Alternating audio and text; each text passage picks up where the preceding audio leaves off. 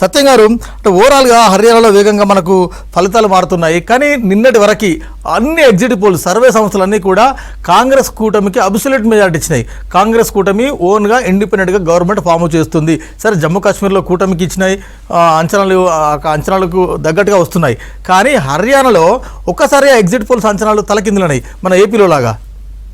ఇవాళ ఈ exit polls అనేటువంటిది శాంపిల్ సెలక్షన్స్ ఎంత తీసుకున్నారు, తర్వాత ఎన్యూమరేటర్స్ ఎంత న్యూట్రల్గా వ్యవహరించారు, తర్వాత ప్రజల్ని ఏ వర్గం ప్రజల్ని అడిగిర్రు, ఇవన్నీ కూడా ఇన్ఫ్లుయెన్స్ చేస్తాయి.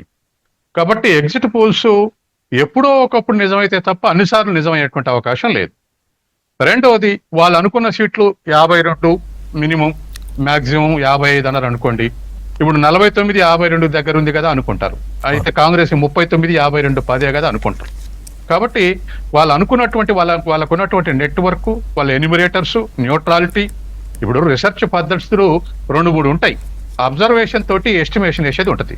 అంటే వాళ్ళు పెట్టుకున్న ముచ్చట్లు వాళ్ళ మూమెంట్ని బట్టి చేసేది ఉంటుంది. ఒకటి క్వశ్చనరీ మెథడ్ ఉంటుంది, అడిగి తెలుసుకునే మెథడ్ ఉంటుంది. 2 అబ్జర్వేషన్ మెథడ్ ఉంటుంది. 3వది ఇన్వెస్టిగేటివ్ మెథడ్ ఉంటుంది. క్వశ్చనరీ వాళ్ళ చేతికి ఇచ్చి అభిప్రాయం రాసి ఇవ్వండి అని చెప్పేసి అనేది ఉంటుంది. కాబట్టి ఏ పద్ధతులు అనుసరించారు, ఎవరు దీన్ని సర్వే చేశారు, ఎంతమంది శాంపుల్ తీసుకున్నారు. సోషల్ సైన్స్ రీసెర్చ్లో 10% శాంపుల్ తీసుకుంటే కరెక్ట్ రిజల్ట్ వస్తుంది అనేది ఒక ఇండికేషన్ ఉంది మొదటి నుంచి. అంటే 100 మంది ఉంటే 10 మందిని సర్వే చేయాలి, 1,00,000 మంది ఉంటే 10,000 మందిని సర్వే చేయాలి, 1,00,00,000 మంది ఉంటే 10 లక్షల మంది సర్వే చేయాలి. అట్లా 10% సర్వే చేస్తే సైంటిఫిక్ గా దగ్గరగా ఉండే అవకాశం ఉంది. సైంటిఫిక్ ఉండే అవకాశం ఉన్నది ఎప్పటి నుంచి సోషల్ సైన్స్ పెట్టుకున్నటువంటి ఒక మెజర్మెంట్. ఈ సంస్థలు ఎంతమంది సర్వే చేశారు, ఎట్లా సర్వే చేశారు, ఇటువంటి అన్ని కూడా చాలా ఇంపార్టెంట్ రోల్ ప్లే చేస్తాయి ఈ ఎగ్జిట్ పోల్స్ లో. కాబట్టి వాటి ఆధారంగా అవి నిజమయ్యే అవకాశం లేదా కొంత దూరం జరిగేటువంటి అవకాశం ఉంది. రెండవది, వీళ్ళు సర్వే చేసినప్పుడు 10 రోజుల కిందనో 8 రోజుల కిందనో లేదా పోలింగ్ అయిపోయినాక చేసేటువంటి సర్వేలలో ప్రజాభిప్రాయం ఒక్కొక్కసారి భిన్నంగా కూడా చెప్తా ఉంటారు. ఎందుకంటే గవర్నమెంట్, అధికారంలో ఉన్న గవర్నమెంట్ భయపడి ఒక విధంగా చెప్పే అవకాశం ఉంది, గెలిస్తే మనకు వెల్ఫేర్ యాక్టివిటీస్ వస్తాయని చెప్పేటువంటి ఇవన్నీ కూడా ఇన్ఫ్లుయెన్స్ చేస్తూ ఉంటాయి ప్రజల్ని. అందుకని వీటన్నిటిని ఓవర్కమ్ అయ్యి సైంటిఫిక్ చెప్తాం అనేటువంటిది 1-2 సంస్థలు చెప్పగలిగితే ఆంధ్రప్రదేశ్లో మనం చూసాం. అన్ని సంస్థలు కూడా 100 120 రావచ్చు అంటే ఒక సంస్థ మాత్రం 160 వస్తాయని చెప్తే నవ్వారు రాజకీయ నాయకులు, అనలిస్టులు అందరూ కూడా నవ్వారు. వీళ్ళు ఏంటంటే చెప్తుర్రని, కానీ వచ్చాయి. కాబట్టి ఇటువంటి విషయాల్లో ఈ ఎగ్జిట్ పోల్స్ అనేటువంటి తీసుకునేటువంటి శాంపుల్ సెలక్షను, ఇన్వెస్టిగేషన్ మెథడ్స్, తర్వాత ఇన్వెస్టిగేటర్స్, తర్వాత వాళ్ళ మోటివేషన్, వాళ్ళ న్యూట్రాలిటీ, ఇవన్నీ కూడా ప్లే చేస్తాయి. వాటిని బట్టి కానీ అంచనా వేయలేము. ఇలా అన్ని కరెక్టే పాటించినప్పటికీ కూడా ప్రజలు కూడా ఓపెన్ గా చెప్తారా, లేకపోతే ఏమైనా కొద్దిగా ఐడింగ్ సీక్రెట్లు ఉంచుకొని చెప్తారా అనేటువంటిది కూడా చూస్తాం మనం. కాబట్టి ఇటువంటి అన్ని అంచనా వేసి కరెక్ట్ అయ్యేటువంటి కాస్త తక్కువే ఉంటుంటాయి. మనకు ఆంధ్రప్రదేశ్లో ఒక సంస్థ తప్ప ఏది కరెక్ట్ చెప్పలేదు. కాబట్టి ఇవాళ హర్యానాలో మినిమం 50 వస్తాయని అన్ని సంస్థలు చెప్పినాయి, కానీ ఒక 10 తగ్గినాయి. కాంగ్రెస్కి ఇప్పుడు 39 అంటున్నారు కదా, కాబట్టి 10-11 తగ్గాయి. బీజేపీ అనుకున్న దానికన్నా ఓ 10 పెరిగాయి. ఇటు అటు టిల్ట్ అయింది. రైట్, కోటేశ్వరరావు గారు, నిజంగా ఇవాళ ఎగ్జిట్ పోల్స్ ఫలితాల మీద, ఈ సర్వే సంస్థల అంచనాల మీద మరొకసారి డిస్కస్ చేయాల్సిన అవసరం ఉంది. మనము లోగడ ఏపీ చూసినాం, తెలంగాణ చూసినాం. ఏపీలో కూడా రకరకాల సంస్థలు ఒకరు కూటమి వస్తుందన్నారు, ఇంకొకరు జగన్ వస్తుందన్నారు. తెలంగాణ కూడా కాంగ్రెస్ సర్కార్ ఇండిపెండెంట్గా ఓన్గా ఫామ్ చేస్తుందన్నారు, ఇంకొకరు అయితే హంగ్ అన్నారు, మళ్ళీ బీఆర్ఎస్ అన్నారు. కానీ అలా నిన్న మొన్న ప్రీపోల్ కానీ పోస్ట్ పోల్ కానీ అన్ని సర్వే సంస్థలు కాంగ్రెస్కి 50+ వస్తాయి, డెఫినెట్గా ఇండిపెండెంట్గా ఓన్గా కాంగ్రెస్ సర్కార్ ఫామ్ చేస్తుందన్నారు. కానీ హర్యానాలో చూస్తే ఒక్కసారిగా ఎగ్జిట్ పోల్ ఫలితాలు అంచనాలు తారుమారన్నాయి. ఎందుకు ఇట్లా అయింది?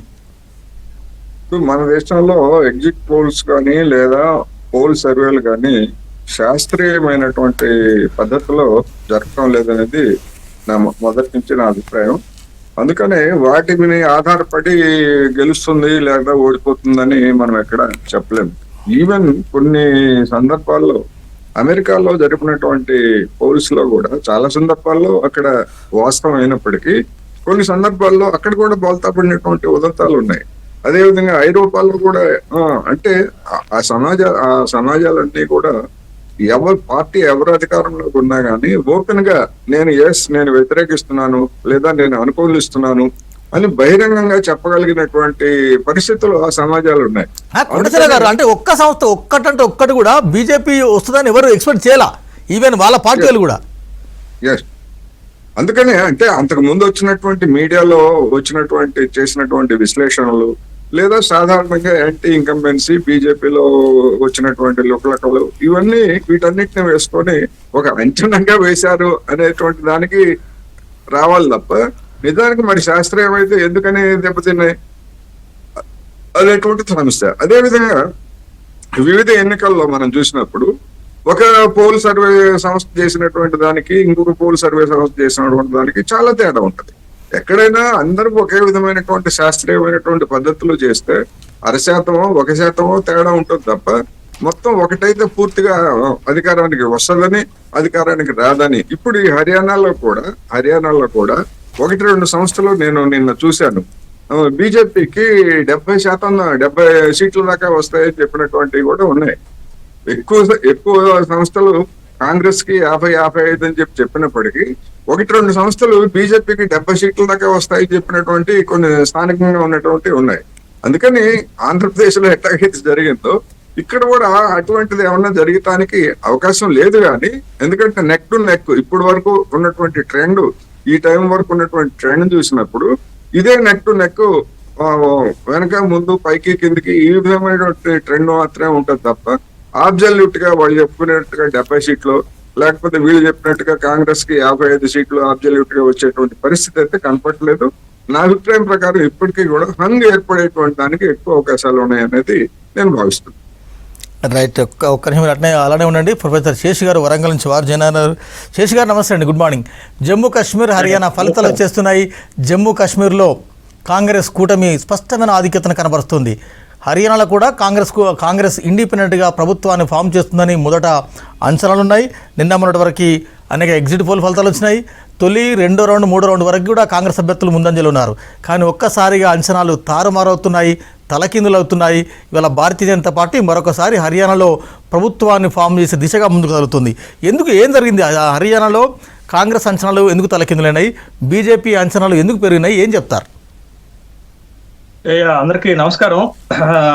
ప్రీ పోల్ సర్వేలైనా ఎగ్జిట్ పోల్ సర్వేలైనా మనకి ఒక స్పష్టంగా చెప్పింది ఏంటి అంటే హర్యానాలో Congress party absolute majority 2/3 majority తోటి ప్రభుత్వాన్ని ఏర్పాటు చేస్తుంది అనేటటువంటి అంచనాలు అయితే వేశాయి. కానీ వాస్తవ ఫలితాలు మొదటి 2 రౌండ్లు చూసేసరికి కాంగ్రెస్ పార్టీ చాలా నియోజకవర్గాల్లో దాదాపు 60 నియోజకవర్గాలు దాటి లీడ్ లోకి వచ్చింది. కానీ తర్వాత వస్తున్నటువంటి సందర్భాన్ని చూస్తే నెక్ టు నెక్ ఫైట్ ఉన్నట్టుగా కనపడుతుంది. అది కూడా కొంచెం దాటేసి Bharatiya Janata party magic figure అయినటువంటి 46 దాటి 49-48 లో లీడ్ చేస్తున్నట్టుగా మనకి కనపడుతుంది. బట్ అయితే అంతిమ ఫలితం హర్యానాలో కాంగ్రెస్ కే అనుకూలంగా వచ్చే అవకాశాలు అయితే కనపడుతున్నాయి. ఎందుకు అనంటే అక్కడ రూరల్ అర్బన్ ఓటింగ్ సిస్టమ్ లో గనక మనం చూస్తే తేడా కనపడుతుంది. అర్బన్ ఏరియాస్ కొంత బీజేపీకి, రూరల్ ఏరియాస్ కాంగ్రెస్ కి అనుకూలంగా ఓటింగ్ జరిగినట్లుగా మనకి కనపడుతుంది. బట్ ఏదైనా చూడాలి ఇంకా తుది ఫలితం ఎట్లుంటుంది హర్యానాలో అనేది. కానీ ఇప్పటికే కాశ్మీర్ లో స్పష్టం అయిపోయింది. కాశ్మీర్ లో ప్రభుత్వ ఏర్పాటుకి నేషనల్ కాన్ఫరెన్స్ కాంగ్రెస్ కి స్పష్టమైన ఆధిక్యత ఉండబోతుంది అనేది. ఒకవేళ 1-2 సీట్లు అక్కడ తక్కువ అయిపోయినా కానీ పీడీపీఓ లేకపోతే రషీద్ ఇంజనీర్ కూటమి అయినటువంటి అవామీ ఇతిహాద్ పార్టీ, జమాతే ఇస్లాం పార్టీ మద్దతు ఇచ్చే అవకాశాలు ఉంటాయి. అక్కడ ఇబ్బంది లేదు. కానీ హర్యానాకు వచ్చేసరికి కొంచెం అనూహ్య ఫలితాలు వస్తున్నట్టుగా మనకు కనపడుతుంది. అసలు హర్యానాలో ఏం జరిగింది అనేది మనం చూస్తే ఒకవేళ కాంగ్రెస్ కి అక్కడ ప్రతికూల ఫలితం వస్తే దానికి ప్రధాన కారణం భూపీందర్ సింగ్ హూడానే బాధ్యత తీసుకోవాల్సి ఉంటుంది. ఎందుకంటే హోల్ అండ్ సోల్ గా మొత్తం హర్యానా ఎన్నికలని తన భుజస్కంధాల పైన వేసుకొని నడిపినటువంటి వ్యక్తి జాట్ నాయకుడు భూపీందర్ సింగ్ హూడా. గతంలో 2 సార్లు ముఖ్యమంత్రిగా చేశారు. 2005లోను 2009లో ముఖ్యమంత్రిగా చేసినటువంటి చాలా సీనియర్ పొలిటీషియన్. బట్ తన ఓటమిగానే మనం చూడాల్సి ఉంటుంది ఇక్కడ. ఎందుకనంటే కాంగ్రెస్ పార్టీ కొన్ని ప్రపోజల్స్ చేసినప్పుడు కూడా దాటిని పక్కన పెట్టి తను చేశాడు. ఒక 2 వీక్నెస్లు అయితే నాకు కనపడుతున్నాయండి. ఒకటి ఏంటంటే మనకి 2024 లోక్సభ ఎన్నికలప్పుడు మీకు అక్కడ హర్యానాలో 10 లోక్సభ స్థానాలు ఉంటే కాంగ్రెస్ పార్టీ 5 గెలిచింది, భారతీయ జనతా పార్టీ 5 గెలిచింది. కానీ ఇద్దరు సమమైన సీట్లు షేర్ చేసుకున్నప్పటికి కూడా ఓటింగ్ పర్సంటేజ్ లో రెండు పార్టీలకి 1% తేడా ఉంది. కాంగ్రెస్ ఆప్ అలయన్స్ కి 47% ఓటు ఉంటే బీజేపీకి ఒంటరిగా 46% ఓటు ఉంది. కానీ ఇక్కడ 1% ఓట్ డిఫరెన్స్ ఉంటే కాంగ్రెస్ హర్యానాలో విజయం పైన అతి ధీమాతో ఉందండి. ఖచ్చితంగా మేమే గెలుస్తామనేటటువంటి అతి ధీమాతోటి ఇండియా కూటమిలో పార్ట్నర్ గా ఉన్నటువంటి అలయన్స్ పార్ట్నర్ గా ఉన్నటువంటి ఆప్ తోటి, ఆప్ కి 3 నుంచి 4% ఓటింగ్ ఉంది. ఆ 3 నుండి 4% ఓటింగ్ ఉన్నటువంటి ఆప్ తోటి పొత్తు పెట్టుకోవడానికి కాంగ్రెస్ పార్టీ సిద్ధపడలే. దానికి ప్రధాన కారణం ఏంటంటే ఆప్ 10 సీట్లు అడిగింది, కనీసం 6 సీట్లు ఇచ్చినా మేము అలయన్స్ లోకి వస్తామంటే కాంగ్రెస్ పార్టీ 3 సీట్లే ఆఫర్. శేష్ గారు మళ్ళీ వస్తాం మీ దగ్గరికి.